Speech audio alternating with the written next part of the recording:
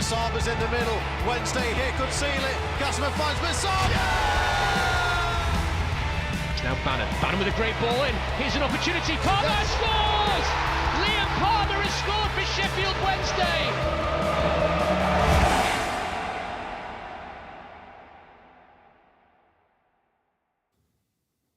I think yesterday was a stark realisation of the level that we're at. This is mid-table championship football.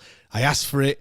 I asked for a boring season. This might just be it. It was cold, it was wet, it was windy, and football is well and truly back. But once again, we're left frustrated as we played out a 1-1 draw at the soggy Hillsborough. Hello and welcome to Wednesday Till I Die podcast. I'm James Mappin. Alongside me is Mr. Matt Johnson. Matt, I can sense that this is going to be one hell of a frustrating season, isn't it? Yeah, I get the impression it is going to be. I mean, at least we are continuing our run since the last international break of kind of that inconsistency, aren't we, of draw, loss, win. We're on track for that over the next 3 games. So it's nice to see that we're being consistent in some format. But yeah, it's going to be a frustrating season. It's going to be one that we spoke about early doors about tempering expectations. But yeah, it is because, I mean, we'll get into it, but we were the better side yesterday. We've been the better side in a number of games this year and we've come away with not what we've deserved. So yeah, frustrating. Yeah, I've gone up and down, really. Kind of, it helps that we do this podcast, you know, some 24 hours after the final whistle because, yeah, you walk out and you're kind of frustrated and stuff. Now I've kind of gone, all right, you know, it wasn't as bad as what we first thought. But yeah, we have said we've got some favourable fixtures coming up. So ask me this in 3 or 4 games' time and I might be saying something a little bit different. Matt, before we get into it, you know, I took Freddie to a game. Freddie's my youngest. He was 4 the other week. Only his second league game that he's been to. The other one, incidentally, was against the other Welsh side in the league, Swansea. That was last season. That was a 1-1 draw as well. So maybe you know, those superstitious folk out there might be saying, "Don't take him again. We'll draw."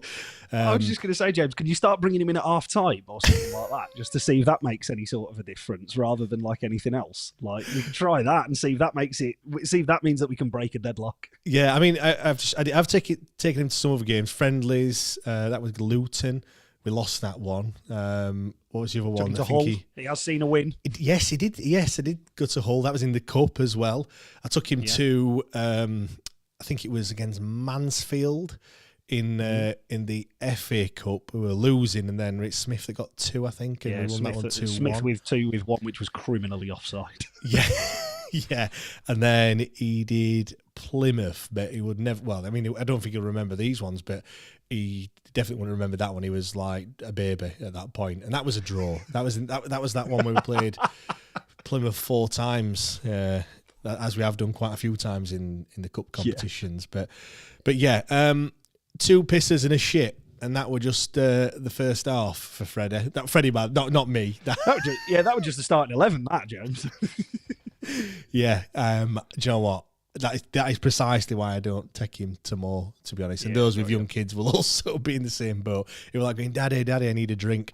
Obviously, it was 12:30 kickoff. I'd strict kind of 11:30 ban on any any liquids because you know I just thought it's just going to be me going to the toilet, taking him there every 2 minutes.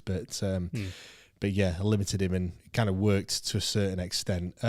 Your journey wasn't exactly smooth, was it, to Hillsborough at the weekend? To be fair, it sounds a lot better than Al, who's in the Discord chat, who was suggesting that he nearly died 3 or 4 times driving over. Yeah, what time did he set off? He set off about 8 o'clock in the morning or something ridiculous, didn't he? If you've got to get there, you got to get there, ain't you, James? True. Yeah. I mean, the only thing that I will say on it is that I've just dried out. So yeah, it was terrible, but yeah, it is what it is. Do you know what? We had a bright idea of getting mother-in-law to take us, so she dropped us off at about 12:10, bang outside, the cop on Penistone Road. Like I said, 20 minutes before kick-off, which was elite because I was driving down Penistone Road, and there were some people that looked, rather wet. Yeah, it's what I'm saying. It was ridiculous, wasn't it? But it was like, I mean, what was it? Blackburn called their game off at 11 a.m. or whatever it was. And was that a 3 a.m. 3 a.m. 3 a.m. Yeah, 3 p.m. 3 a.m. would have been a start. A 3 p.m. kickoff. If that was yes, a 3 I think p.m. it was. kickoff, Yeah, I mean, that is tough on Portsmouth fans because they'll have been well on their way by that point up to Blackburn. So, hey, you say about that. There was a game we played Plymouth once. I'm sure it was midweek. Well, we always play Plymouth midweek, don't we? To be fair, and that one got called off as the coach pulled up. That's fucking. That is the most demoralising thing ever. Yeah, it's a shit journey that as well. And to get there and be like, turn around, lads. Game's off. Just somebody greeting them. Hiya, boys. Welcome down. Anyway, don't get off because you might as well start back up. Yeah. I mean, that was quite a few years ago. Maybe some people that are listening will probably be able to tell me when that was. Thankfully, I wasn't there. My auntie used to go home and away every game. I think she only missed one game out of, I don't know, I want to say something like 10 years or something like that, and that was because of a wedding, which she weren't best pleased on. I wouldn't have gone, to be fair. I wouldn't be ruining my kind of streak of consecutive games that I'd been to just for a chuffing wedding. Unless it's yours, of course. In that case, I'll see you for the afternoon. I'll see you for the evening, guys. I'll see you for the evening, all right? Yeah, you're just hoping that it's going to be a Plymouth or something like Sunderland or whatever that's miles away. Right, before we get into it all, I just want to say a massive shout out to the Wednesday week as well for their award that they won at the Football Content Awards last week. Well deserved. From the pictures that I've seen, it looked like you was very merry, let's say. And had a fucking fantastic evening, guys. It looked like you had a great time. Well, it's funny actually because Stevie on the pod used to live next door to me because Friday was their moving day, and he woke up in London having just won that award. And yes, so I don't know how the move went, but pretty hungover, I imagine. But yeah, fair play. Well, all the hard work you put in last year and this year, of course. Really, really well deserved. Matt, before we talk about the game and kind of the starting lineup and all stuff like that, is this it? I mentioned it at the top. Like, this is our level. Is that right? Is this just where we're at this moment in time? Yes, to put it absolutely bluntly.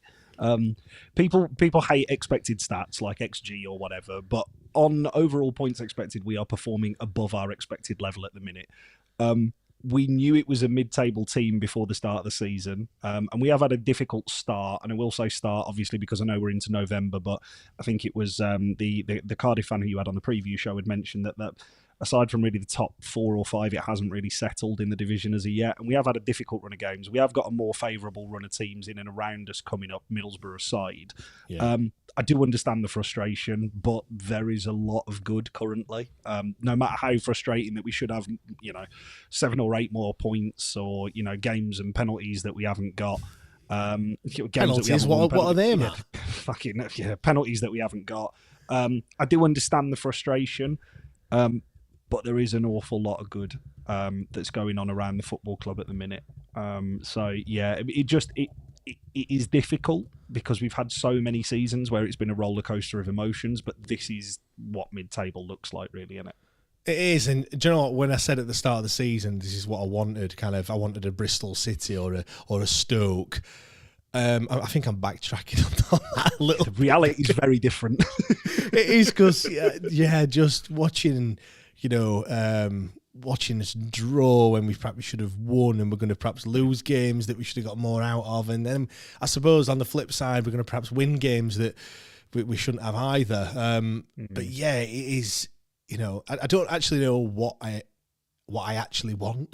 I mean, I suppose what I want is Wednesday to win every single game, and of course everyone wants that. But I think because of all the seasons that we've had, it's either been we win none or we win them all. Like that. If you think about the past few seasons that we've had, it has literally been like that. Even last season to a certain extent in terms of, we didn't win any at the start, and then we finish up by being unbeaten in 7 or 8 games or whatever it was. So it's like, it's literally just one or the other. And obviously in League One, we were winning more games than we lost. We had that season when we got promoted, and again, that was just an expectation of winning. When we got relegated, it was just lose every week. So it is literally just one or the other. We're not really used to like playing well and drawing games and stuff like that, really, to be honest. I suppose we've just got to accept it, really, because, you know, like how do we... But a lot of people are saying, "Oh, we're on this that kind of we're building and we're improving and everything else." Whilst I agree on that, like I don't know how we get to that next level when you look and we're not, you know, not being able to pay tax bills and stuff like that. I just don't. I think the next step is investment, and we just haven't got that for me, Matt. Yeah, if you want to accelerate it at any more of a rapid pace than what it's going at the minute, yeah, you need investment. Like, the progress in a year has been quick and it has been sharp. The playing style is completely different. How competitive we are in all league matches now. Like, again, we've taken some slap-ins, but, I mean, even go back to Watford, we were really competitive for 45 minutes and then just didn't come out for the second half. We all know this side has shortcomings. We knew that before the start of the season, and we all knew that that was down to investment. Better players with this particular coaching staff equates to more points at this time in the season. It equates to more points over the course of a season, and it equates to you being more competitive. It really is as simple as that. This time last year, how many points did we have? Was it something like 6 or whatever? If you're asking now, is the squad better than this time last year? Yes. Has the coaching staff had more time to implement their ideas, and is it better than the coaching staff that started last season? Yes. Is this better than the coaching staff who was here in the promotion season? Yes. We are progressing, but it does feel like it's not going to be instantaneous. And I feel like there's a ceiling, Matt, and we're probably getting very, very close to that ceiling in its current, in like the squad in its current situation and things like that. You know, you bringing in a manager that's as good as what Danny Röhl is, like, you know, he's not a magician. Do you know what I mean? We might think he is, but he isn't. Like, he cannot suddenly turn these players into, you know, prime Messi, prime Ronaldo, whatever, insert other world-class name here. Do you know what I mean? And it's a weird one, because you look over the course of the season, and if you take away Sunderland, Leeds and Millwall, those, you know, the second, third and fourth games of the season, if you look at the games after that, I don't think there's many, if any, where we've actually been well and truly beaten, if you know what I mean. Of course, we've lost some of those games. It's football. It happens. I don't think even the Burnley game, as much as, you know, Burnley fans that thought it was fairly easy, we still had chances to win it, and I think we're a little bit unlucky, if I'm being perfectly honest. Maybe that one you could argue that they were, you know, there was levels to that game.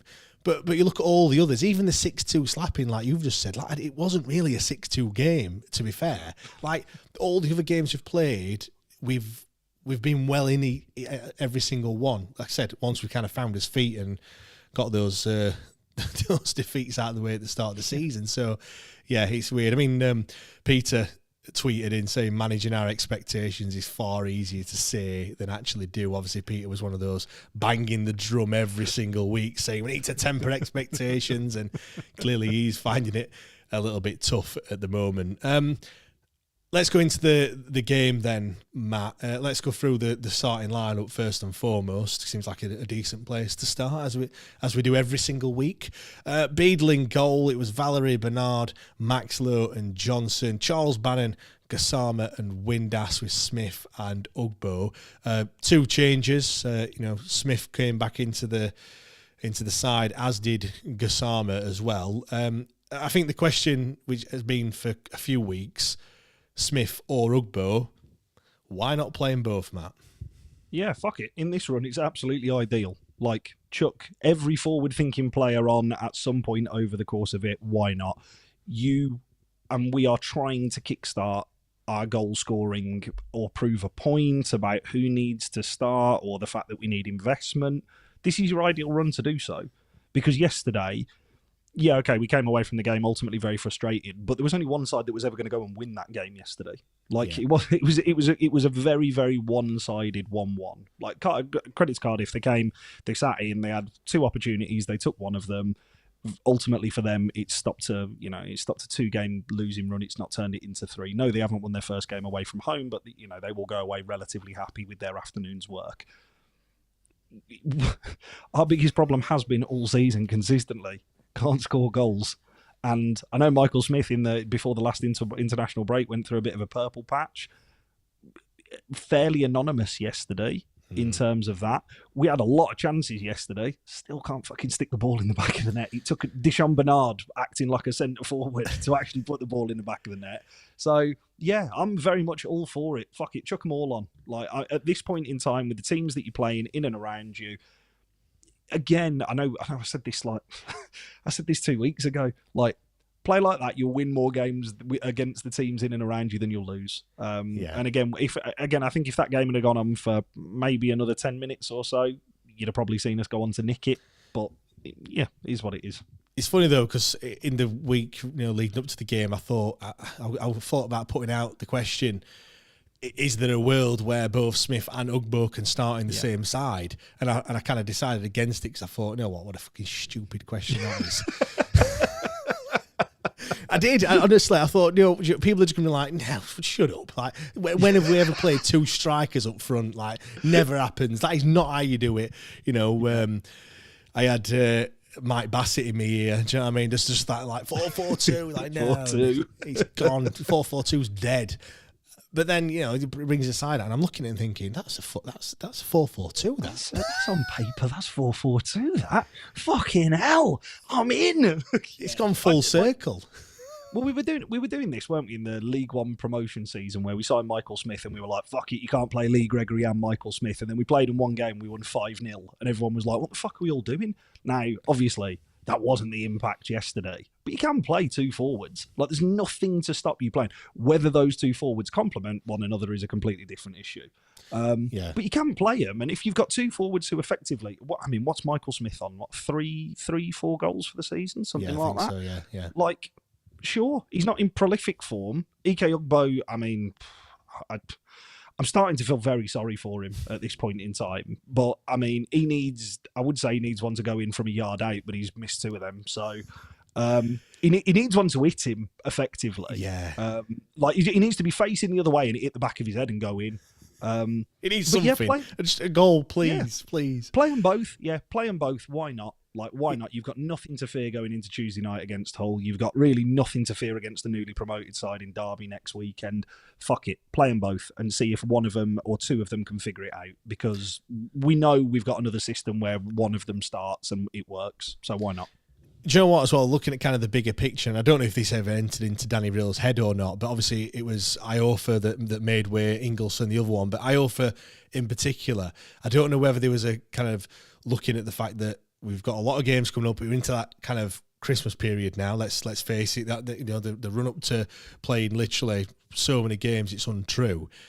And the fact that Akinfenwa was out for quite a while, I think Michael Heck was fit or nearly there, so that's an extra body. But if you're playing all of them, if you're playing 3 of your centre backs that you've got at your disposal, then you're kind of burning through them a little quickly. And we know what Dominic Iofa's injury record's like as well. So I don't know whether that in the back of his mind thinking, well, we'll play a back 4, and I can save someone. Look, that might have not even entered his head at all. It might have just been a case of trying to get 2 strikers on the pitch, and that's how you had to do it. But it would make sense if that was the case. Yeah. I'm going to read one of the comments that Gary said, I think you're both a bit too confident on the mid-table thing. 15th isn't mid-table.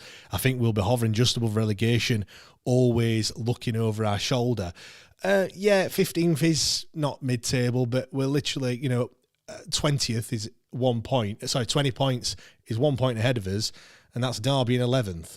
So 15th isn't mid-table, but if you want to be PC, but we are mid-table. That is where we are. Also, Gary, if you are looking for some kind of negativity and for me to start firing off at people, please stick around. There's plenty of shit that we can improve. Like, there's plenty of shit that we can improve, which I'm definitely going to get off in the next hour and a bit. It's coming. It's coming. I suppose I'm just looking at it from the perspective of, like, realistically, it's still, that table for me, anyway, at least, still hasn't settled, and still needs some sort of ironing out. I suppose, James, you made a really good point in kind of like when me and you were messaging in the week and just said, when that split does happen, we need to be the right side of the line for once, rather than always chasing. Because there will be a split at some point where sort of like the bottom 6 or 7 sort of separate, and it becomes a bit of a dogfight, because there was always somebody who is in that top half who drops like a stone. and everybody sort of like before the end of the season kind of like who was it last 2 seasons ago? It was Blackburn. It was Blackburn last year, wasn't it? It was Blackburn. Sunderland did it something similar as well last year. There's always somebody up there who just can't maintain the levels. You've just got to be the right side of the line when that split does come.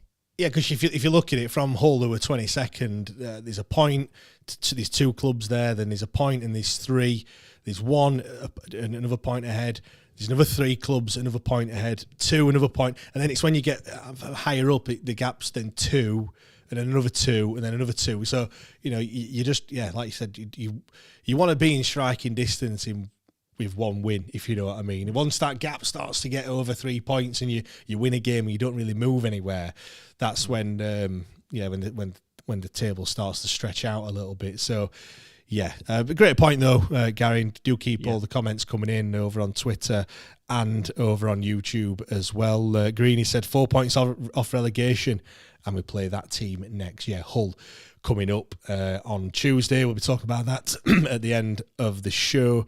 Greeny, why don't we give Devlin Moses a go? He's got 2 goals for the under-21s, worth throwing on for the last 20 minutes.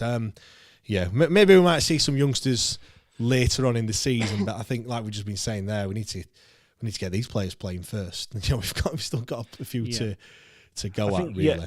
I think I agree. To be fair, Greeny, I do agree in terms of this is the season to blood in those type of players. Like I fully agree with you. I just think it's got to come maybe a little bit further down the line when you are closer to the first and initial thing is safety, innit? Let's be real. Like the first and initial thing is safety, and then after that you can start thinking realistically about. Say we've got, I don't know, 6 or 7 games left of the season where we need, I don't know, a point, and that guarantees a safety. Like at that point, I'm all for it. I'm all for Devlin Moses. I'm all for Sean Fasire. I'm all for Gabe Otagbio, like starting and just playing that run of games. Like I'm all for, I think potentially quite harsh on James Beadle, but I'm all for chucking Pierce Charles in and giving him 7 games at the end of the season. Like we did when we were an established championship club before, with the likes of Matt Penny, Ash Baker, those type of players where you just kind of chuck them in and go, right, see what you can do. You can do that when the pressure's off a little bit. I think now, for me, it would be a little early. I do get the point though, and I would like to see that. No, and I don't think Danny Reel's too afraid of doing that either. Let's talk about this point then. I didn't really have it as one to talk about, but it is. I did think exactly the same as well. Fred said, think us as fans need to play our part. Yesterday was like a morgue. We could have made that little difference. 2 points there, really. First one, I agree with. It was fucking quiet. It was, you could hear, it felt like watching it on like lockdown football where there was no fans in the game. You could hear the players talking to each other and shouting. But in that defence now, when you said about we need to play our part, I think we've already kind of spoke about this before, haven't we, Matt? Really, like I think as a fan base we are very reactionary, and when we do react to what we see on the pitch, when there's a chance, or a bit of pressure, I think we do, start singing and chanting. But when we're just passing it around the back for what felt like 10, 15 minutes, it's not really anything to sing or shout about, is it really? No, I think end of the first half, I think it perked up a little bit in terms of there was a bit more noise as we started to get on top. And again, it was very similar to the Watford game. Had that half gone on for another 5-10 more minutes, half-time comes at the wrong time. We are definitely, we're good for the first 10 minutes. We then go quiet for 20. We then have 15 minutes where we seem to wrestle the game back and we get on top. Usually it's when the opposition have scored. But I thought that was okay. Second half, I'll be honest, and I know this is a really fucking tiny point. I think the tone is set from the minute those players run out the tunnel to that fucking piece of shite music. I'm sorry to whoever's written it. It's the dun dun dun dun dun dun dun dun. I just think, what the fuck is this? Because you've not got half of the fans are still stood in the fucking queue waiting to figure out what card machine they need to use because tills are broken. half the other people are in the other people are in the toilets with their hands frantically trying to rub them against the trousers because they've only had cold water to wash their hands with. Like, I thought you were going to say something else then, Matt. But anyway, I'm glad you didn't go down that route. Yeah, rubbing something else. Fucking hell, score four goals in the first half. You might have a bit of that. But yeah, I do 100% agree, Fred. I think the atmosphere this year, and I think for parts of last year, was appalling. However, James, you have said it. We are an incredibly reactionary fan base, and this is the first time in a long time we've not had drama-filled games like all of the time. Now, whether that be loads of goals or desperately needing to win and there being shitloads of pressure on us and all the rest of it, it is quiet. I don't think any Sheffield Wednesday fan will sit there and say it's not. Like, it really, really is. I don't think the weather had anything to help. It didn't help it yesterday because, like I said, everyone was piss wet through getting there. Quite a lot of people either didn't get there or had a nightmare getting there as well. So it's not exactly going to be buoyant, is it, when everyone walks in like a drowned rat? So I think that's got to play a little bit of a part yesterday. Half 12 kickoff as well. Not enough boozing time for some. We are going to be talking about kind of all the different kickoffs and is Sky Football ruining football or Sky Sports ruining football. That's going to be on Extra Time, so head over to Patreon if you want to listen to that one later on. But yeah, like I said, we need to see something on the pitch, I think, to get us up, and when we do see that, it's going to be great. And yeah, I think some of the in other seasons when we've been shit and the atmosphere's been decent, it's been a little bit gallows humour as well. Do you know what I mean? Like, let's just sing and dance because we've got no else better to do. Whereas at the moment, it's kind of on tenterhooks a little bit. Matt, I came away from Hillsborough yesterday feeling, very much like it with 2 points dropped. We could and perhaps should have beaten Cardiff. I don't think they were great. They did just come for a point, and obviously that's exactly what they got. But do you agree in that sense it was 2 points dropped? Yeah, I think in the grand scheme of things, yeah, it is 2 points dropped. I mean, at home against the side who are below you, who realistically, I know the stats look relatively even, but actually on the balance of play for anybody who watched the game yesterday, there was one side in the ascendancy for, the majority of the game. There was one side towards the end of it who looked like they were actually trying to win the game. I do feel it's 2 points drop, but add that to the list of QPR, add that to the list of Luton. I know that was taken out of our hands.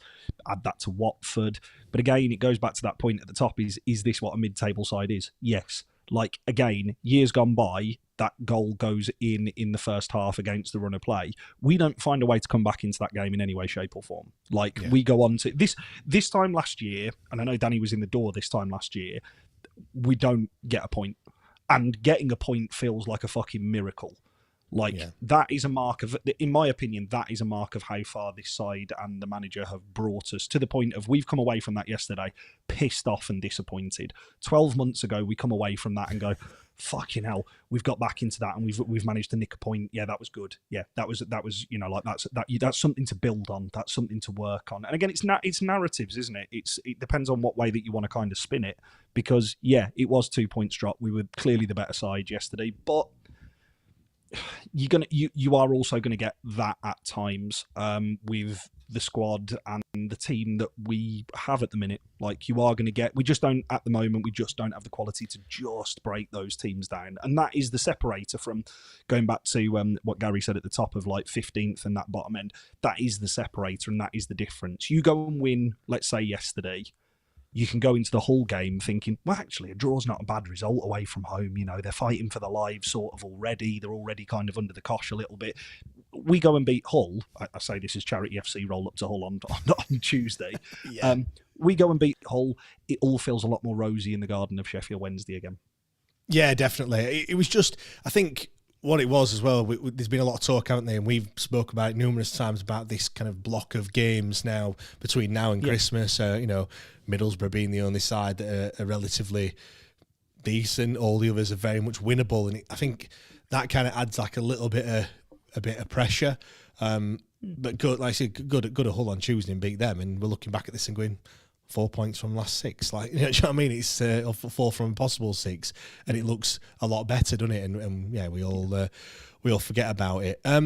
yeah, I felt like we were very much the better side yesterday. I came away feeling like we didn't create too many chances, but kind of looking back, we did have chances, a lot of chances that perhaps on another day we should have put away, I guess. Yeah, no, I'm with you, James. Like, I'll just rattle them off now, just for because I know. Like, well, I'd drop them in kind of like our notes for this. First half, goal aside, Max Lowe, clear opportunity, cuts it back to Ike Ugbo. He should shoot, second touch, doesn't, takes an opportunity. Windass lob, that is a criminal miss, clear cut chance. Ugbo, the keeper tackles him, miss. Second half, Callum Patterson cut back from Paul Valentin, clear chance, missed. Patterson cross from Masaba. I know he's difficult, but he's in the width of the 6-yard area and he's in front of the defender, miss.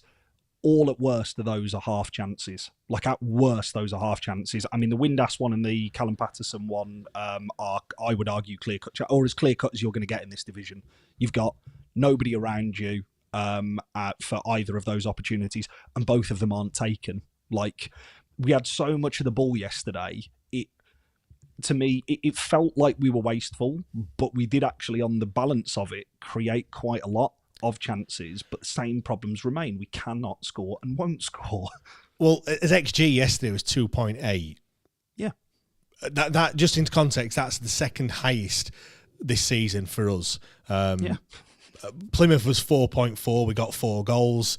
The next highest is Norwich, where it was 2, and we scored 2. So yeah, we if you want to look at that on. I know some people don't like it, but it is what it is. It's saying that, the chances that we created more often than not do go in the back of the net. And yeah, and it wasn't, that number can obviously be got to that sort of level just by sheer volume of chances. It wasn't like we had 40 shots and we just, 40 poor shots. It were, we were in good areas and other teams do put those chances away. I think Cardiff made 8 blocks yesterday. They would really, and that just shows you it was literally they were playing for that point. They were putting everything on the line to try and stop us from scoring and, bodies back. And, there were times where they had like a flat back 5 defending at points, 5 in defence. There was like, 3 midfielders and just left 1 man up top. And, clearly trying to play for that point. James, just on that last 15 minutes when they just kept on firing the ball to nobody, like it was literally just give you the ball back and we'll just sit in a defensive shape. Like on the comparison to all of those chances that I've just rattled off there, Cardiff had 2 opportunities yesterday. One is from 2 yards out with no goalkeeper and a defender on his arse on the line, goal. The other one is a palmed out save where it comes out to a player relatively quickly and he spoons it wide. Those are their only 2 opportunities yesterday. At this level, you have to take 1 in 2 chances. Yeah. We create more chances than that most games. Not all, obviously, because we've seen some shite. But we create most chances. We create most games, we create at least 2 or 3 chances.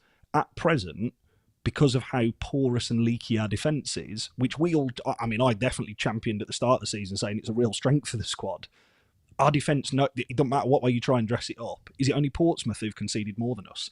We have to score 2 goals in a game, and at the moment we can't score 2 goals in a game very often. So, that's just going to be what's going to happen. Yeah, Daniel makes a good point, though. Good patterns of play at times, but lacking that cutting edge. We aren't far off being a top 10 pushing team, and a couple of quality additions in January. Who knows, could be completely different. Daniel, my question is, where do these quality additions come for? Because when you look at it, whilst I agree, we're building a foundation that we can build on. We need money. And it's like, we'll get some loans in. They don't cost anything. Wrong.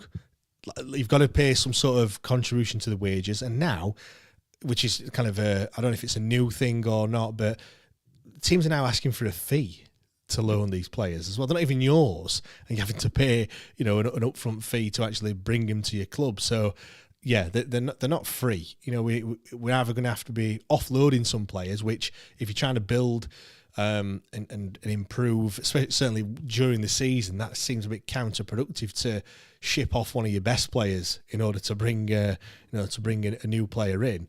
I just hope that Danny Rill's been on the phone to Mr. Hansi Flick over in Spain and What, Rafinha's coming in, James? Is he on deadline day? We'll be sat here in suits at 11 o'clock going, Rafinha's landed at Manchester. Will he get there in time?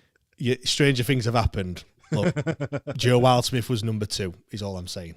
So they've opened up Leeds Bradford Airport. I'm hearing for deadline day. Let's see what happens. Hey, they're doing a lot of building work around where I am. Sheffield Airport might be opening soon. You never know. So yeah, I can see that helicopter flying in now, bringing him in.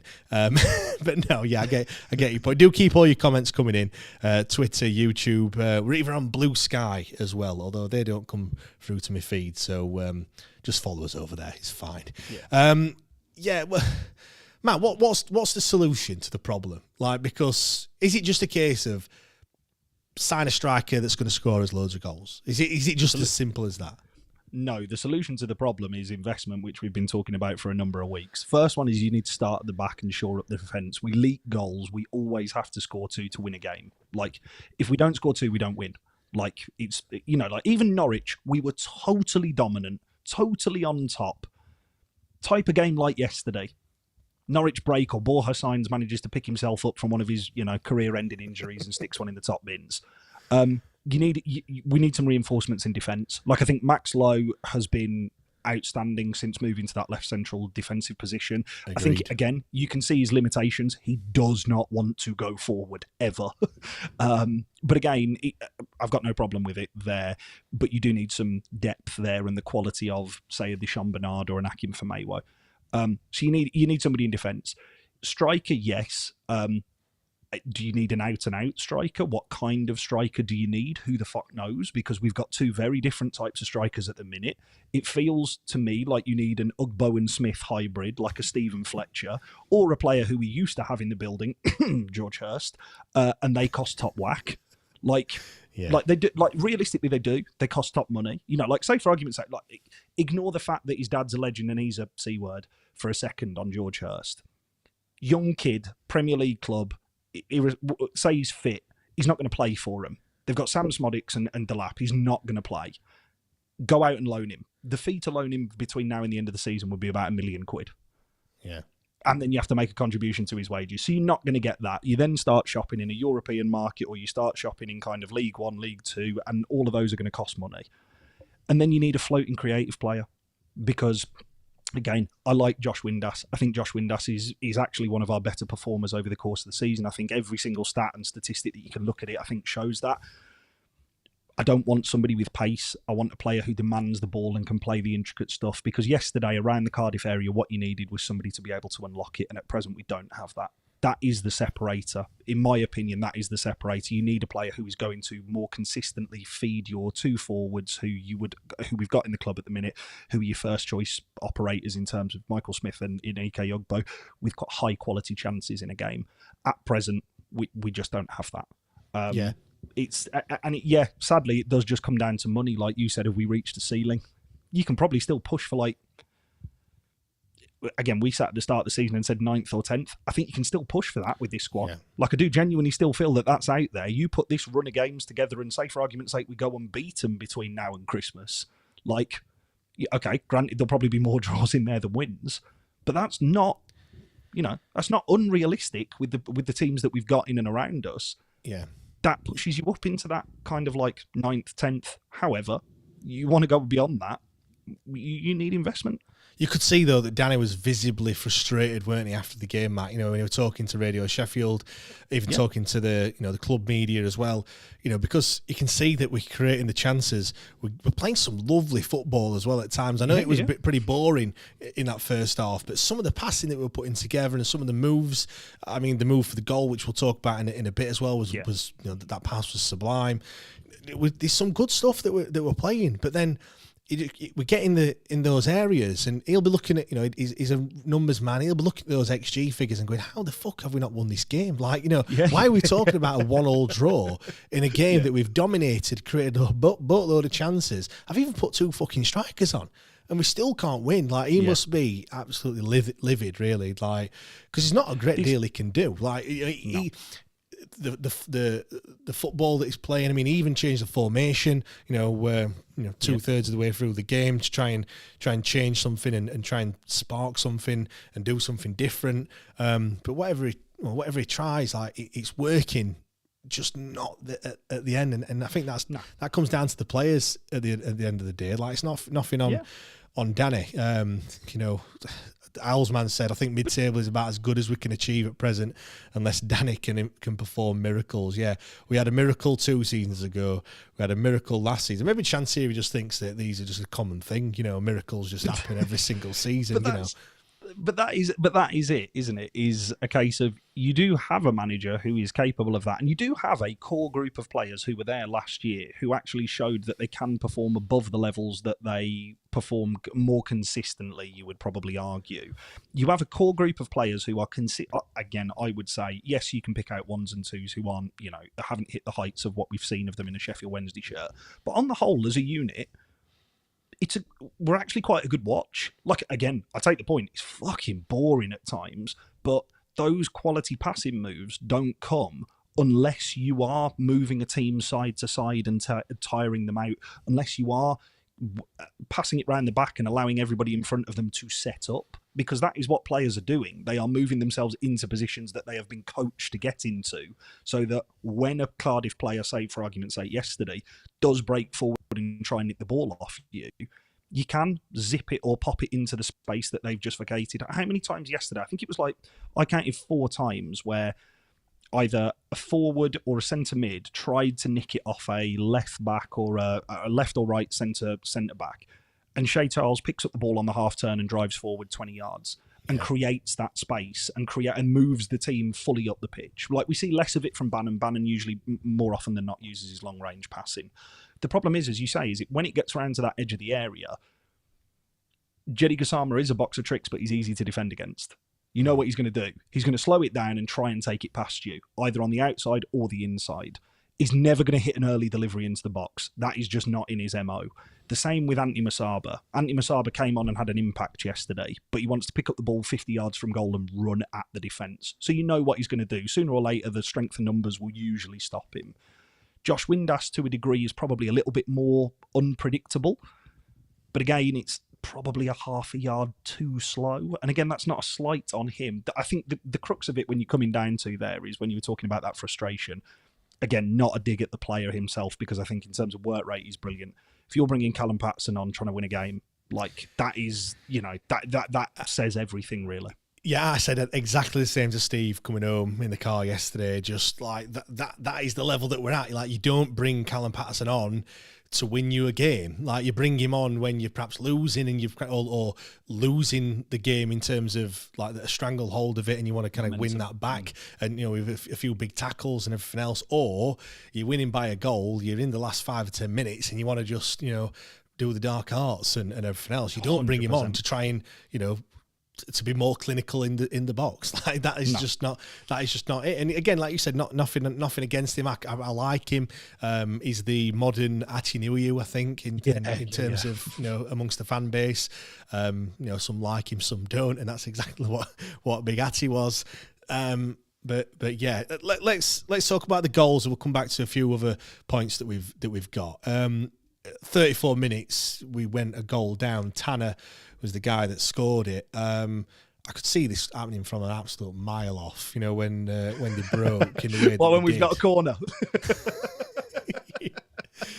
Yeah, get a corner and then you concede. It didn't look great, did it? But Bannon loses it in like the final third. And then Valerie just goes full kamikaze and just doesn't get there, does he? It gets the man, and to be fair, I'm surprised he didn't pick up a yellow card, to be honest, because it was very, very late.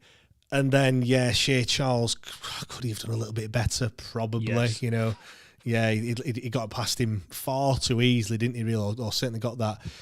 It was a shot, wasn't it, that the lad had? And then, Callum Robinson, who, let's be honest, James, he beats him all ends up. Like, it is the most obvious of squaring up a man and then going the wrong side of him, like, that I've seen in a long time. It looked like a tired kind of half challenge. Do you know what I mean? And fair play. He's played a lot of football, and he really. Yeah. You know what? When the goal went in, my immediate thought was Beadle's palmed it back out into the middle again, which he has come under a bit of criticism for that since the season started. I suppose watching it back, it comes straight off Valerie, doesn't it? It hits Valerie and then he's on the floor. But once again, like we're the second to react to these balls that are bouncing in the box. Whenever it's in the other, in our in their box, again we're the second to react to it. We never quite get there, do we? And this time, it's an easy finish. He's like, he's 2 yards out. He's never going to miss, is he? Really? Nope. And again, very rare that I will ever criticise Barry Bannon. If that was Adam Reach, fucking hell, would everybody around me have been going, he's fucking next it, bloody hell, that's ridiculous. Because, he dangles a leg at it, trying to play the ball over. He's never going to beat the lad who's closing him down. He's already off the floor by the time he tries to play the ball. I know it's happening in really quick time, but it's poor from Bannon. Cardiff then break on you. I think when you're watching all of our defenders running back, not one of them is going to the ball. They are all running to try and converge on the goal to stop it going over the line, which tells you everything about how porous this defence is at the minute.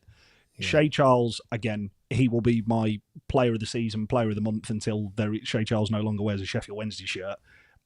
He doesn't do enough for the goal. Like, he allows Callum Robinson to make his mind up. Like, Shea Charles really there should be forcing the issue. I'm not saying dive in and try and give away a penalty.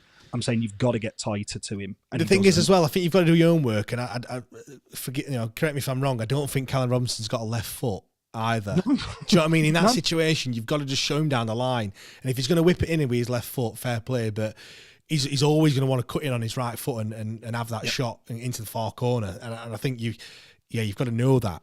Really. Yep. And then I think I'm really pleased that you've raised the point about James Beadle, because I saw a couple of people floating the idea, obviously, before the international break about how shit James Beadle's been. And then 2 days before this game, everybody started posting Cameron Dawson's performance against Cardiff last year and the goals that we conceded there. Go back and watch the goal if you still think it's his fault. James Beadle makes the save, and it's actually, he doesn't palm it out into a central area. He palms it wide of the goal. Problem is, you've got Jan Valery tearing into the back of the net because he doesn't trust. Because at the moment, the centre halves and the keeper just don't trust one another to make effective tackles or decisions because we're leaking goals left, right, and centre. It comes off him. Valery then tries to spin. It's on the floor, and of course, it drops to a Cardiff player because nobody's tracked the runner. Like, again, it just goes back to, again, when you go back and watch it, it sounds horrible. It's like watching kids on a Sunday or Saturday morning football in terms of, right, where's the danger? They're trying to score, right, let me get in goal. Like, let me just go to the goal. Nobody actually looks around and goes, right, there's 2 players going there, let me track this runner. Like, nobody actually looks at where Tanner is going into from it or anything like that. They're all just, can I get on the line to block this? Which is, again, admirable. I'm very pleased that Sheffield Wednesday players are trying their hardest to do this, but at the moment that trying hard is causing so much fucking chaos.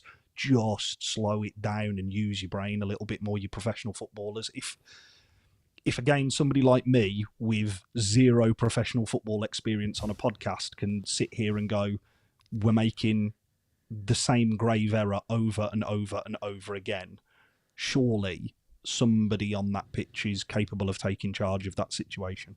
Yeah, I think that goal comes from just kind of poor decisions, like just a few consecutive poor decisions on the pitch, which then, at this sort of level, you do get punished for. And like I said, we make the save, and that should then just be cleared, really. All right, you could say it's a bit unfortunate that he does land to his feet, but again, that guy's got there. He's backed up his teammate, knowing that if it does come off the keeper, he's going to put himself in a position where he's going to mop it up. And he probably felt like all his Christmases came at once because there was nobody around him, nobody putting a challenge in, and he'd just just find an empty space in the net.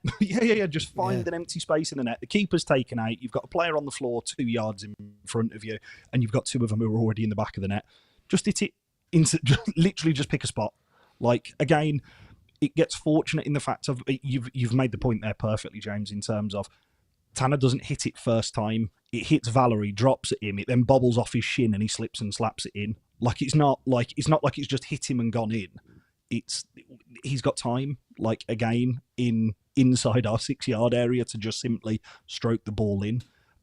Before the penalty was given away at Luton, happened there. Deschamps Bernard on the line, chucking himself at the ball. Again, very admirable. Keepers behind him to make the save. Like you've just got to, just please for a second slow it down. And again, it just felt there were a couple of opportunities yesterday, and it felt similar to the Derby game in terms of the Steel City Derby.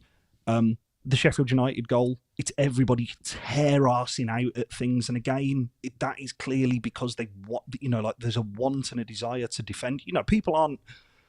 None of those 4 players who were in and around the line can be accused of chucking it in. Like none of them have. Like I know Kevin in the chat has put kind of like about Bannon giving up the run. I don't think he was ever going to get there. If I'm being fair to him, Kev. But again, at that point, it's just got to be calmer heads need to prevail. But again, goes back to the point: if we had calmer heads, we'd probably be 7 points better off. It is what it is. One thing I would say though, you mentioned before, like last year we go a goal down and we'd have lost that game. You could even said that, earlier on this season as well. Yeah. However, it takes 2 minutes and we're back level, and so fair play on that point. The ball from Jan Valery to Windass is sublime. Obviously, I think we've got a corner or a free kick or something like that. Yeah. It breaks down. They put Cardiff push up.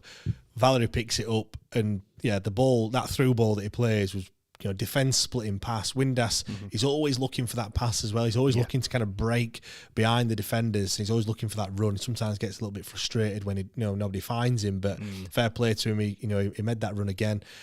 Gets into a great position, squares it across, and Bernard gets there. I didn't think it would have been Bernard either, been like the furthest man forward. Oh no, it's not.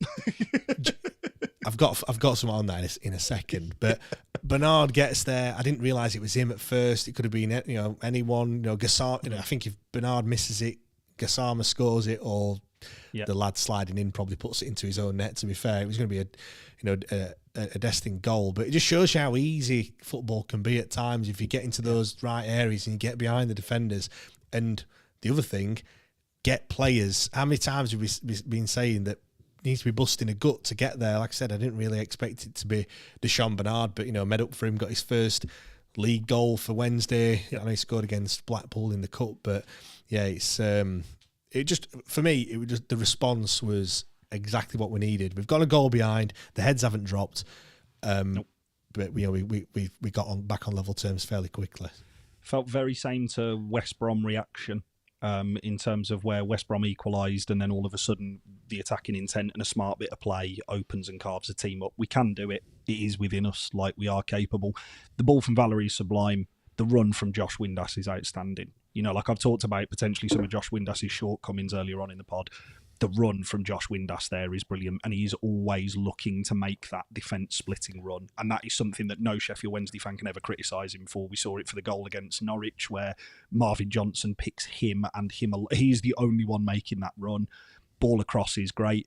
Deschamps Bernard, I actually thought he was really reminiscent of his goal at Blackpool, because he just hangs out in the box. Like most centre-halves, I tear-arse him back to the halfway line at that point, and he just thinks, no, I'll just hang about here, thanks. Because as you say, if he does, maybe that's something from Danny. Maybe he said the defenders are probably not expecting it, and you back your other teammates to help you out back there. You're a tall bloke, that the next. I know that pass was a through ball, and obviously it was cut across. But generally speaking, when you win that second ball and that next phase of football, it's usually a punt into the box, isn't it? Normally, it's just like they get it and they just hoof it to someone at the back stick. So I suppose really floated back stick ball that we never win.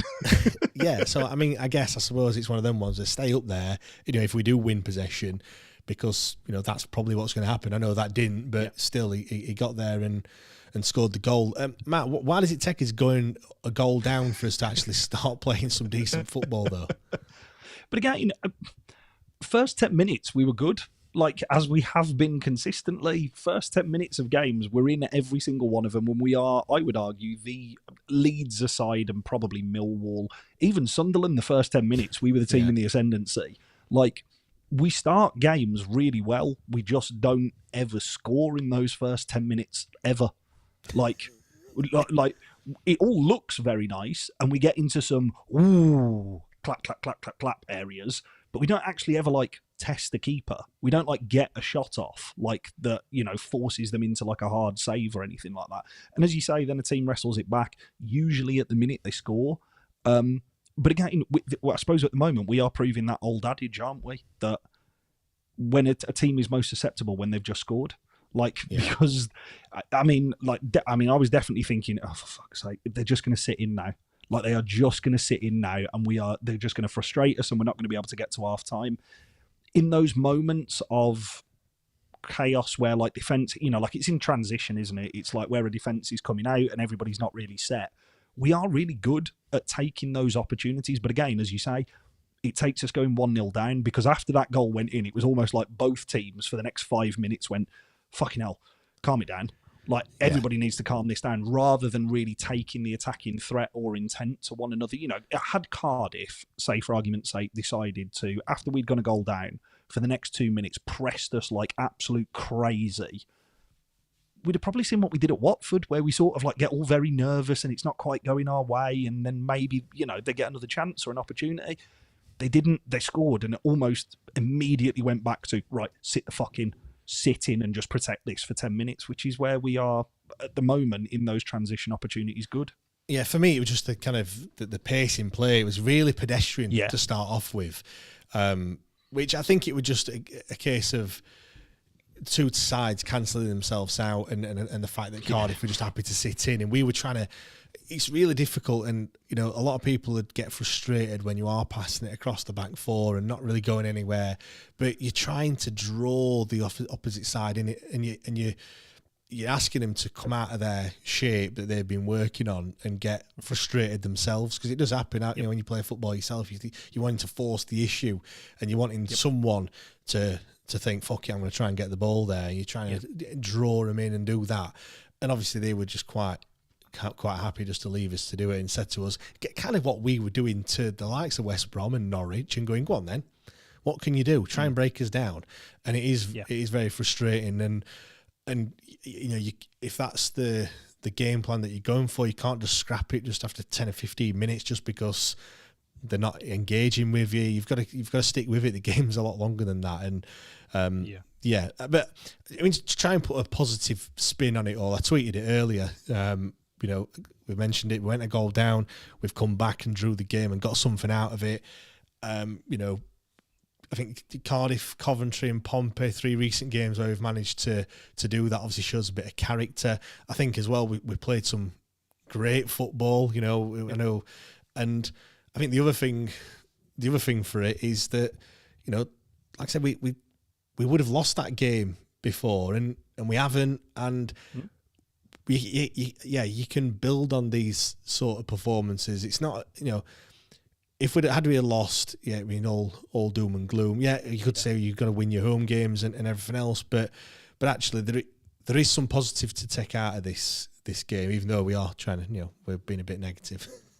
No, 100%. And as for, I mean, it's summed up by the fact as for as many positives there are negatives, like, that counteract it. And if you were looking at two sides who, I know the league positions are completely different and Cardiff have had a poor start.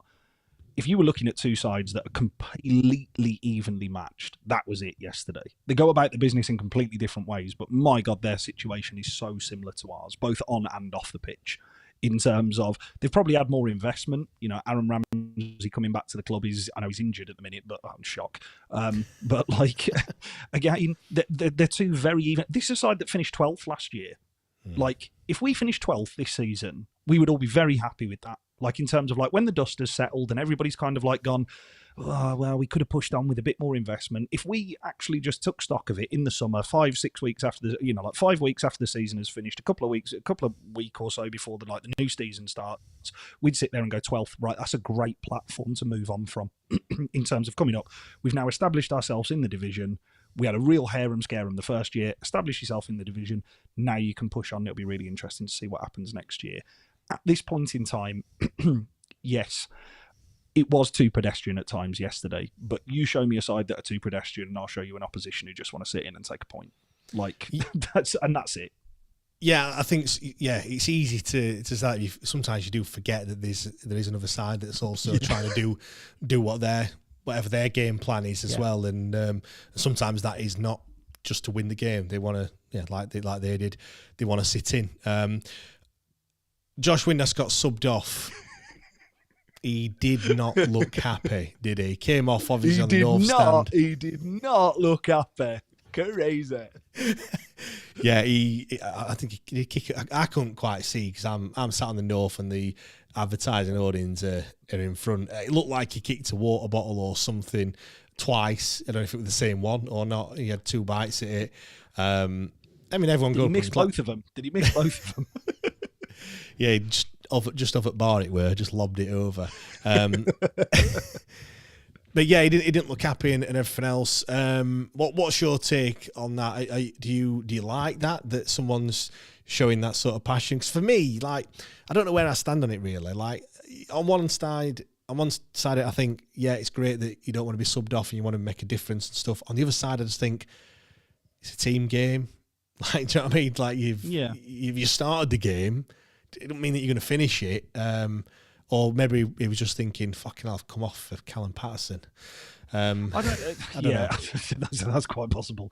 I don't mind it, James, like is the honest answer. We've seen enough of Josh Windass in the 4 seasons that he's been here to know that is in his character, that he has got to where he is by being an absolute consummate professional off the pitch, but also his determination and desire has probably taken him a little bit further than perhaps where he has, he's played irrespective of what you think of Rangers and Celtic and where Rangers were at the time, he's played for one of the biggest clubs in Europe and he's been a talisman for them.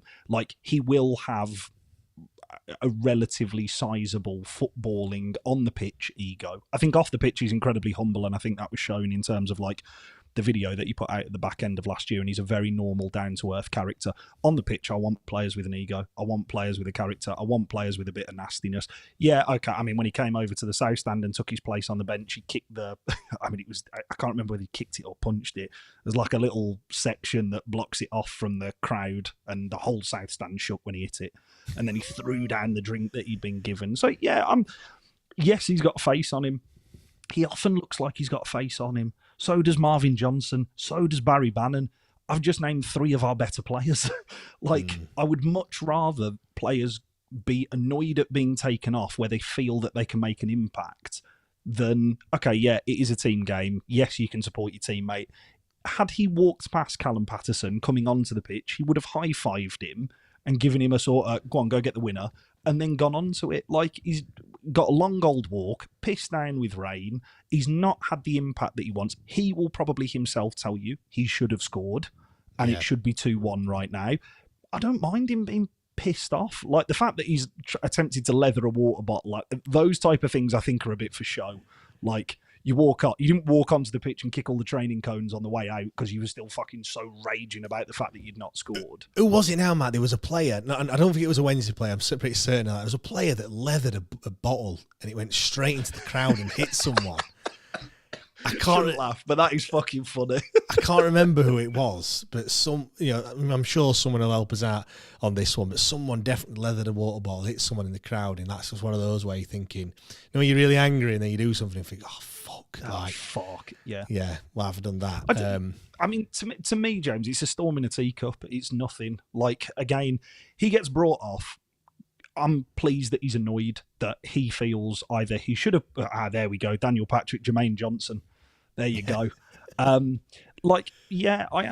I'm pleased that he comes off and he's annoyed that his performance wasn't as up to scratch as he personally felt it should have been. Like, that's fine by me. Like, if when we take Bannon off, he always seems to come off with the players who are coming on.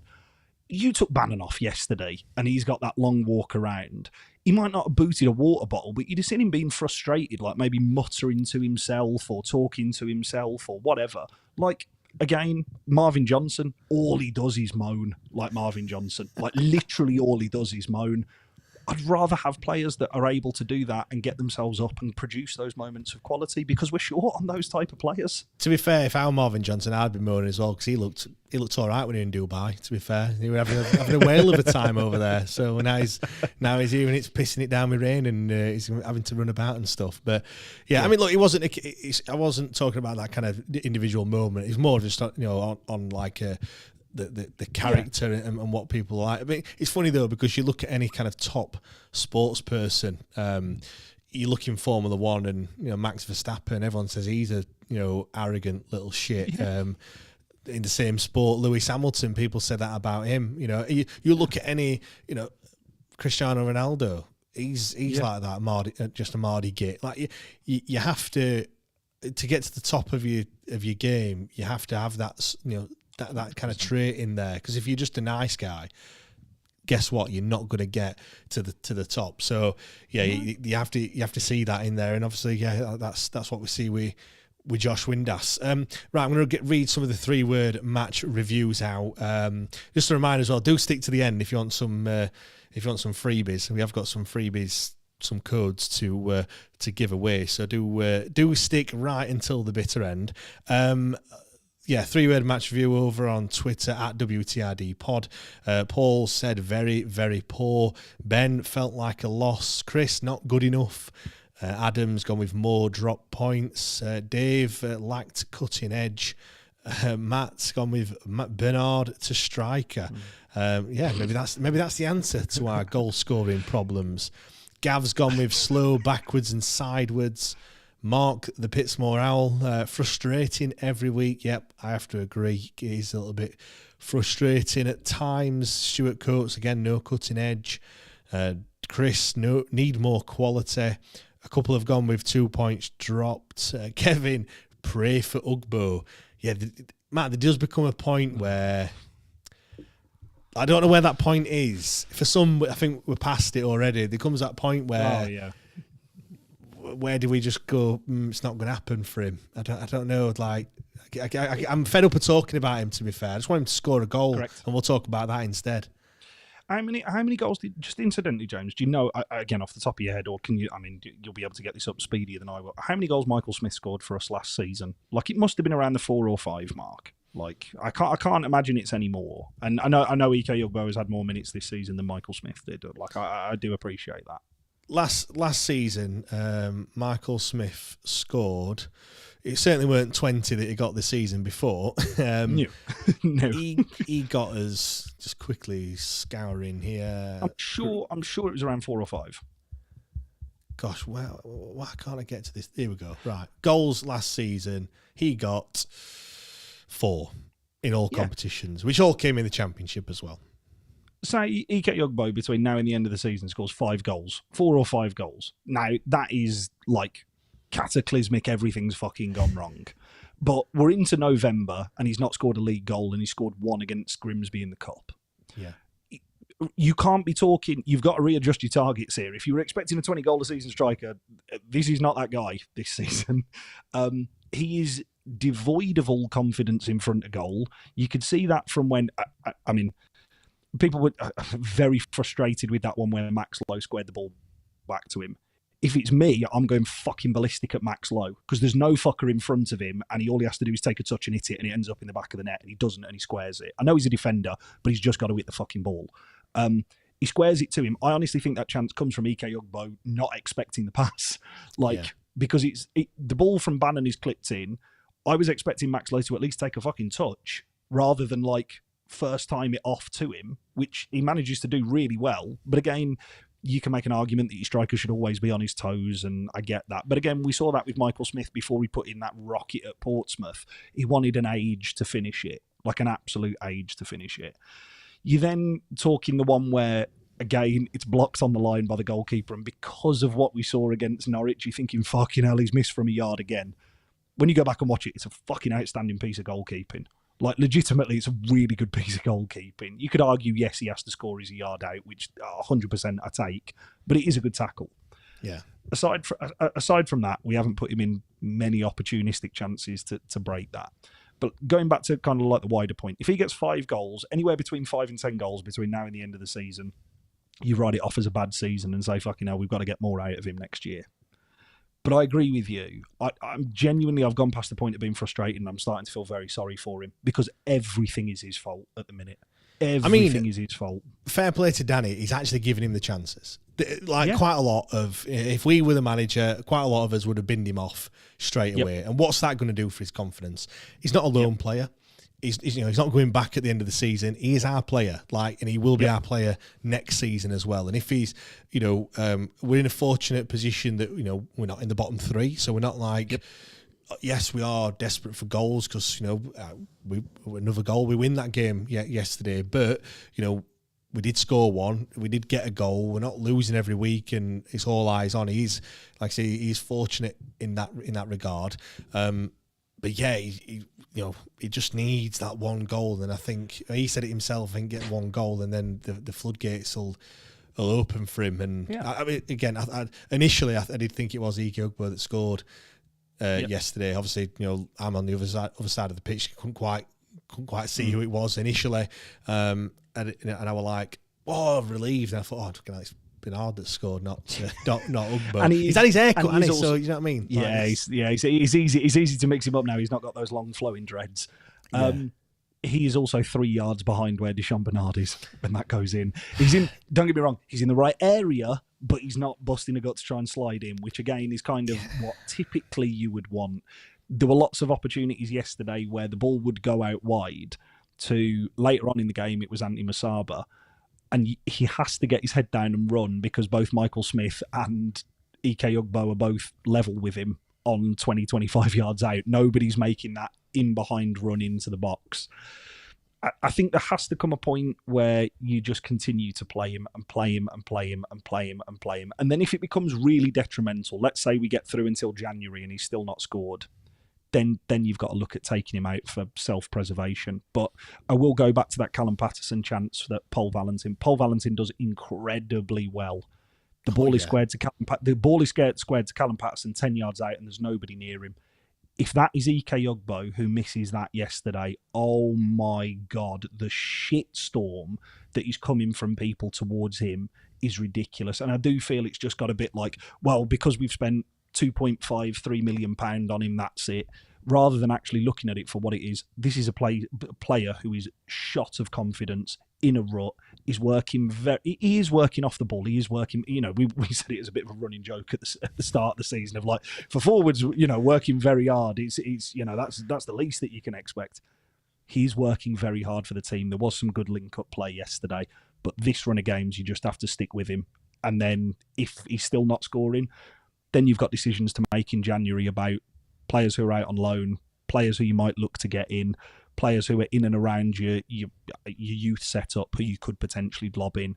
Right now, you've got to stick with him. Like, you have to. And you have to, as a manager, just say, don't matter if you don't score for 5, I'll play you 6. Don't matter if you don't score for 6, I'm playing you in the 7th. Like, you're playing. Yeah. In terms of individual performances then, before we talk about the games that are coming up, I want to pick out Marvin Johnson because I feel like this season he's been one of the top performers. I think he's been fantastic. Some of the passes, you've already mentioned the one against Norwich was fantastic.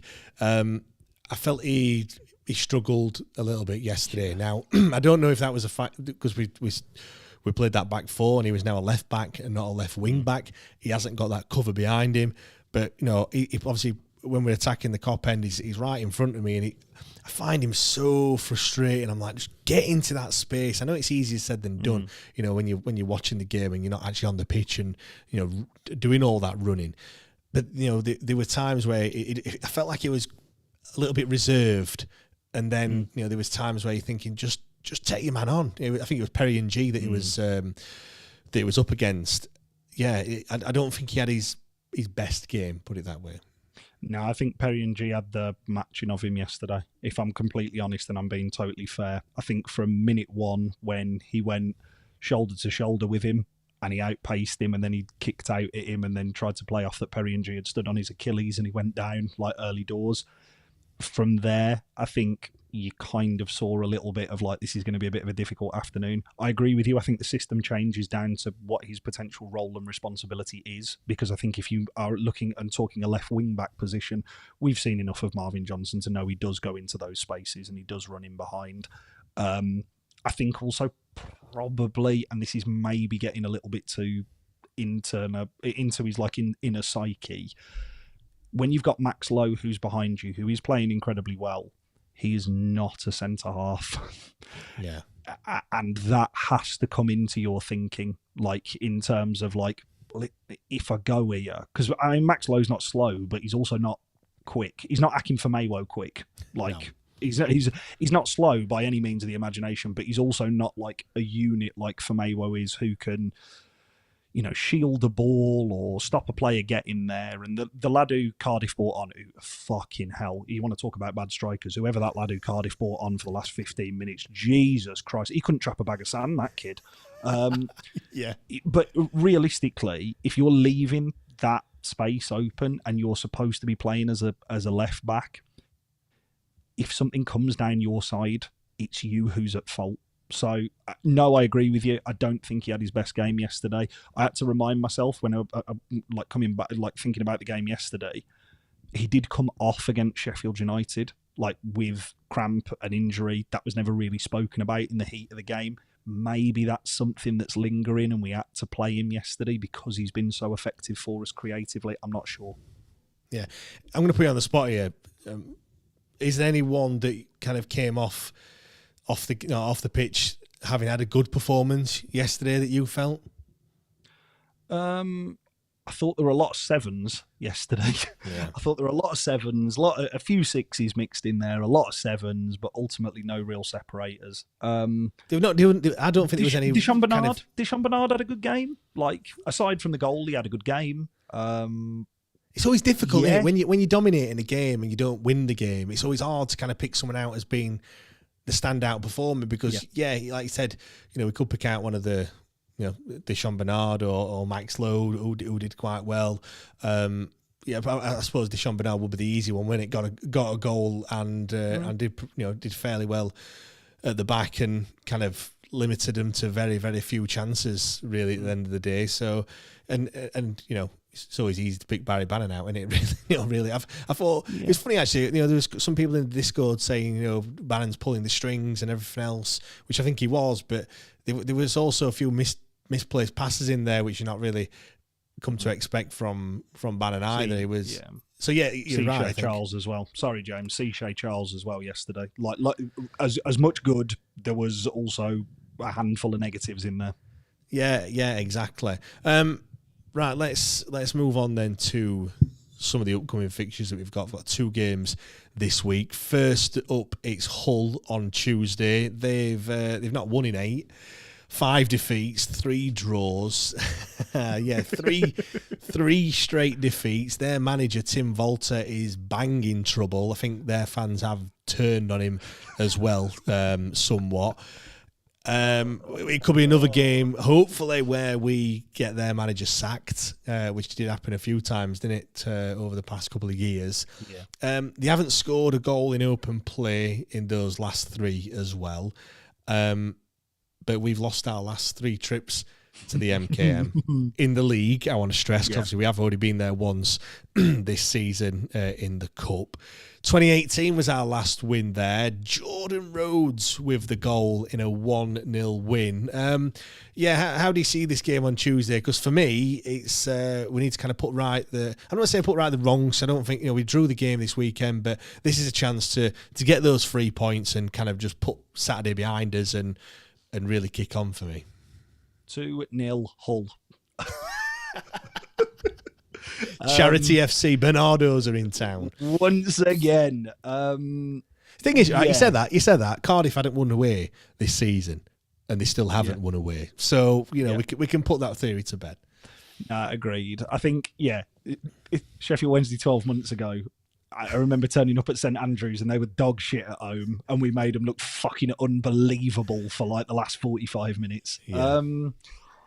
It is a difficult one because I'm having to work myself out of being like, we'll draw this, won't we? Because that is kind of like the side that we are.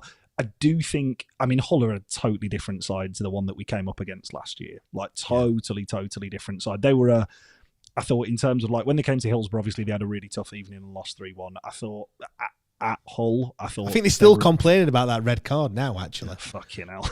I thought at Hull, that was alarm bells ringing. I know the game finished 4-2, but that was fucking, what was it, second game in? Yeah. And it was we were winning. We were winning in that game as well. Juan Delgado. Juan Remember him? Delgado. It was only last year. Fucking god awful. Yeah, I'd love to say we'll go and win 2-0. Like, I would love to say it's going to be a comprehensive performance where we get an early goal inside the first 10 minutes, their crowd turn, it all becomes crap, and then we go and score, start the second half or early into the second half, and it just sort of peters out. Corner flag from Hull's announced. Sadly, that is not the Sheffield Wednesday way of doing things. And there is just a little lingering thing within me which thinks Danny's going to rotate, because he will, because he always does for these midweek games. We're going to have to, because we've got so much fucking football between now and Christmas.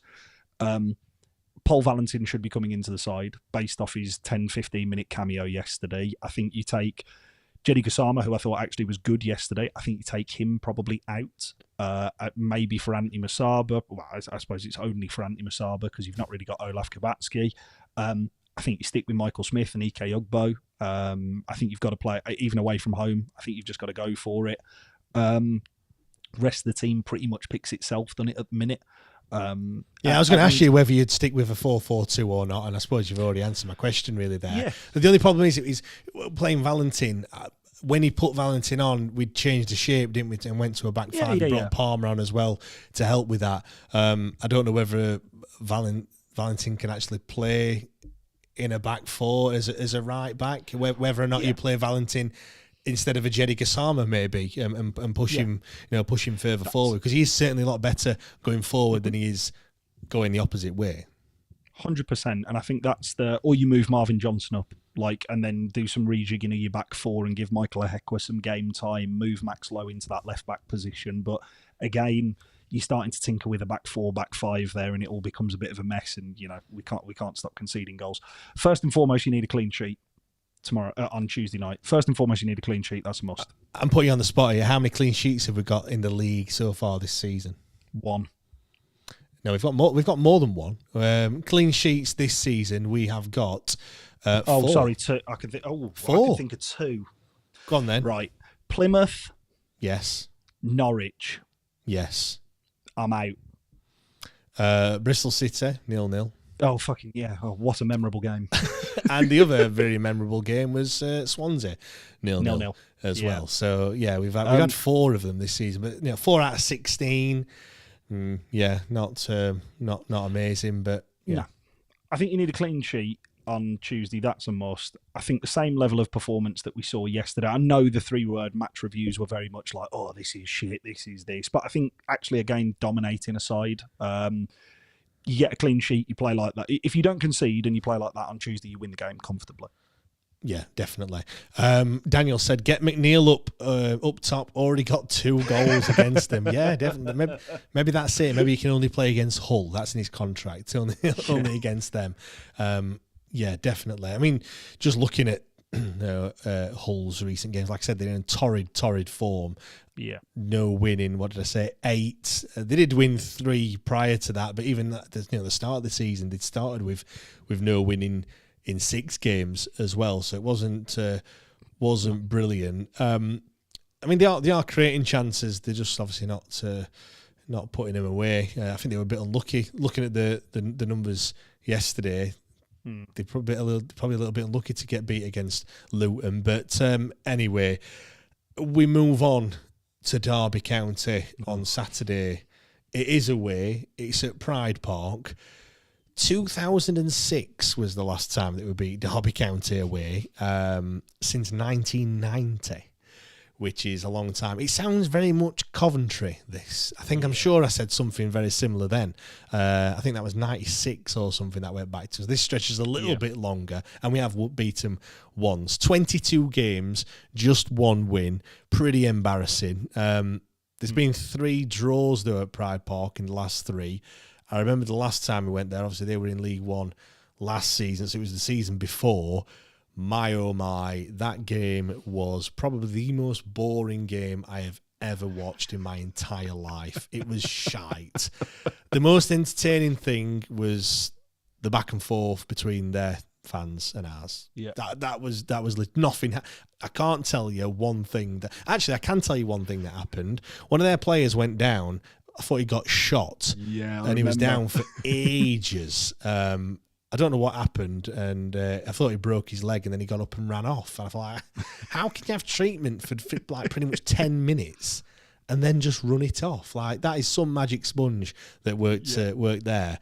But yeah, like I don't like going to Pride Park, and neither do you, do you? But what are you doing on Saturday?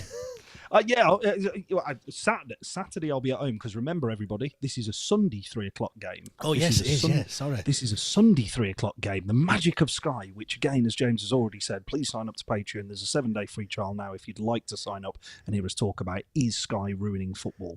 I said after I saw Reader Johnson equalise in the 93rd minute on what was the hottest day on the planet ever recorded at Pride Park. I then went the following year when we had Matty Fryatt and Connor Wickham up front. What a time to be alive. Oh, my God. Apart from that day where we got beat 3-0 and it pissed it down with rain harder than it did on Saturday. And I said after that game, I'm never going again. And then, of course, when we got into the promotion run where we played Derby at Derby and it was Bannon who scored that worldie off the underside of the bar, which if you close your eyes, you can still hear the sound of the ball hitting the bar and going in. Yeah. I'm sure I've been there since, but I didn't go obviously to the 0-0. The 3-3 obviously was locked down. And after that 3-0, I was like, no, fuck it, I'm never going there again. But because it is in close proximity, I keep going, it's got to turn around some point, which is exactly ultimately the reason why I went to fucking Coventry. This has got to turn around at some point. It's a big away end on Saturday because normally you're boxed into that corner, aren't you? But actually, I think they've given us everything behind the goal. I mean, either that or I've got a home ticket. It's one of the two. But it is going to be a big old away end on Saturday, I'm fairly sure. There is not a better time to go and play these. The problem is it's fucking who's in charge of them, innit? Like that is the huge problem of who it is and who we're up against. Is I know Derby have, I don't want to say petered off. They've had a brilliant start to the season from considering where most people thought they would finish this year in the Championship, myself included. This of the two is the one that to me screams of another draw. Like, again, I'd love to go there. Nothing more than a 1-0. I'm not being greedy. Like a 1-0 win or something like that. This has to change at some point. And you'll never get a better opportunity because for the most part, when we play Derby, they're usually a little bit better than us. Yeah, I was looking actually at the recent results, and I've just, whenever you go onto the website 11v11, it does have it in chronological order. I was going down. Fucking hell! In 1899, they beat us 9-0. That's got to be one of our biggest defeats ever. And there's a reason. I'm guessing there's a reason why the Derby podcast is called something to do with Steve Bloomer. Fucking scored 7 against us that day. Bastard. Bastard. Like, what? Fucking hell, he must have been a right striker back in 1899, just before the turn of the. Just looking, and it's not been great, has it, at Pride Park? No. And do you know what? There's a period between 96 and 2003. We didn't beat them at all. They actually beat us five times in a row. There's an even worse one than that. 2006 to 2017, 11 years didn't beat them. That's home and away as well. Yeah. I know obviously it's been a bit, they haven't beaten us in the last 4. Obviously we beat them at Hillsborough, didn't we? The last day of the season when we got promoted. I think it's one of those games that it's funny when we talk about like past meetings and stuff like that. There's only a few players that are still there that have been there and played Derby in a blue and white shirt. So it's not going to mean anything to them. It just means things, something to us fans and everything else. But yeah, we've got to be going to Derby County on Sunday even, looking to get all 3 points. Obviously, it all depends on what happens on Tuesday, whether what the mood's going to be like, whether we're going to be looking at this thinking, Christ, this is this third game in this block, and we've not picked up a win yet, or we're going to be going into it thinking, I've just beat Hull. It's everything's looking all good. We can take, a point wouldn't be a bad result against them away from home. But yeah, they are a bogey side. I just don't like Derby. I just don't like them at all. Like, just something about them I just don't like. I'm 100% with you. It's like they are very much a side where it always feels like you're in the ground and you're listening to them celebrate. Like, it's one of those grounds where I'll walk into next Sunday. There's just out of incident, there's 3,100 tickets on. So I was about to say Saturday. Then on the Sunday. In the corner as well. I fucking hate that away games when you're stuffed in the corner. It's shit. Honestly, I'm not sure whether they're giving the directly behind the goal or not, because it's, again, from where my ticket is, it's not in the corner. Like, it's further across on the right. So again, I don't know. But yeah, it's 3,000 of us obviously travelling to Derby on Sunday. I really hope we go in and put a performance, because again, you know what you're going to get from a Paul Warne side. You know they're going to be very hard working. You know they're going to be very defensively organised, but you also know that there's not going to be mountains of quality there. I would really like to see us go and again just stamp our authority, similar to what we did on Saturday. I know we didn't win the game, but go and dictate the game.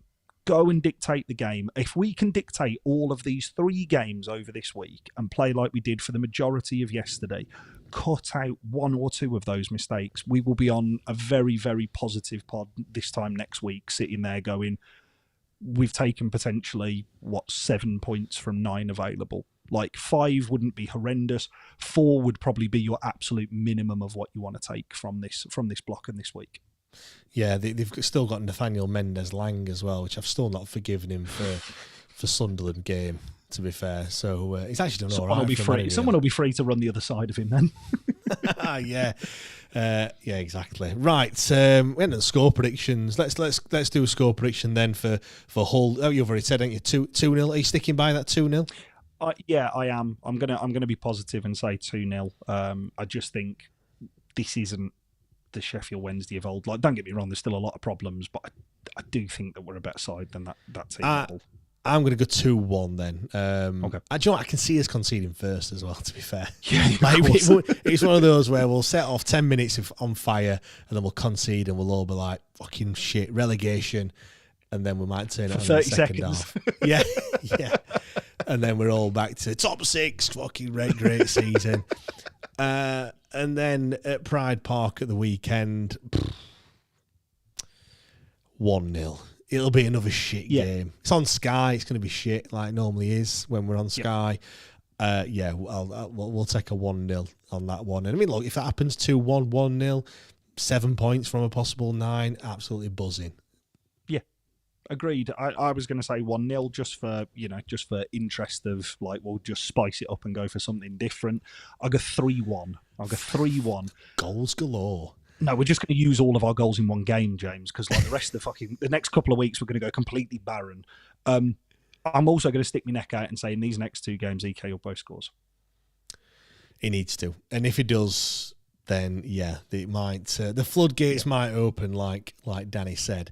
Right, and Michael Smith gets a penalty against Derby, just to complete the circle of Derby 500 something days. Derby penalty. Yeah, against Paul Warne as well, his former manager, and all that. Yeah, that would be the icing on the cake. Right, let's wrap things up there. We've mentioned it a few times, referenced it. We are going to be talking about whether Sky Sports has ruined football. That's going to be over on Patreon. Head over to patreon.com/WTID pod and you can sign up there. And I did promise you, if you stay till the end, there is a little bit of a free bit. You've got to be quick though. Enter the code November10. You're going to be thinking, why the number 10? Well, there is just the first 10 people that enter that code will get the month's free Patreon membership. So do be quick, patreon.com/WTID pod. I don't even think you have to put your billing details in either. So it is just an absolute freebie. I might be wrong on that one, but it is a month free, 100% guarantee that. Sorry, so, James, I thought you were going to say free shipping on all your orders then. Well, it is free shipping. I'm not shipping anything out to you, but it is definitely free. Next 10 people will get a month free, so you'll be able to listen to that Extra Time episode in its entirety. We've also got Speak to the Hull Fan tomorrow, so you'll be listening to the preview show tomorrow evening. James, can go back a couple of weeks. If you haven't listened to the Lee Gregory interview, go back and listen to it. It's a belter.